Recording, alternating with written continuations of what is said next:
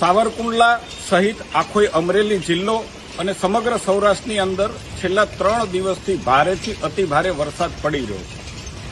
ખેડૂતોની પણ રજૂઆત આવી છે. 1 થી 10 ઇંચ સુધીનો વરસાદ છે. નદી નાળાઓ છલકાઈ ચૂક્યા છે.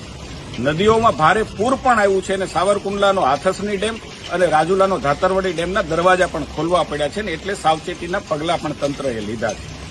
ખેડૂતો તરફથી મોટા પ્રમાણમાં રજૂઆત છે ને નજરે પણ જોયું છે. મગફળીનો ખૂબ મોટું નુકસાન છે. ખેડૂતોએ લીધેલી મગફળીના પાકના પાથરાઓ આજે તણાયા છે. કપાસના પાકને ભારે નુકસાન છે. ફાલ આજે નીચે પડી પણ ગયો છે. ડુંગળીના પાકને પણ પારાવાર નુકસાન છે ને એવા સમયે અસંખ્ય ખેડૂતોના ફોન દ્વારા અને વોટ્સઅપ દ્વારા અનેક રજૂઆતો પણ મળી છે. એટલા માટે હું એક ખેડૂતના દીકરા તરીકે, ખેડૂત વિસ્તારના જનપ્રતિનિધિ તરીકે રાજ્ય સરકારને માનનીય મુખ્યમંત્રીશ્રી અને કૃષિ મંત્રીશ્રી વરસાદ રહે તાત્કાલિક સર્વે કરવામાં આવે અને ખેડૂતોની વહારે જેટલી બને તેટલી શક્ય વધારેમાં વધારે મદદ ખેડૂતને મળે એવો તાત્કાલિક નિર્ણય કરવામાં આવે એટલી મારી કરબદ્ધ વિનંતી છે.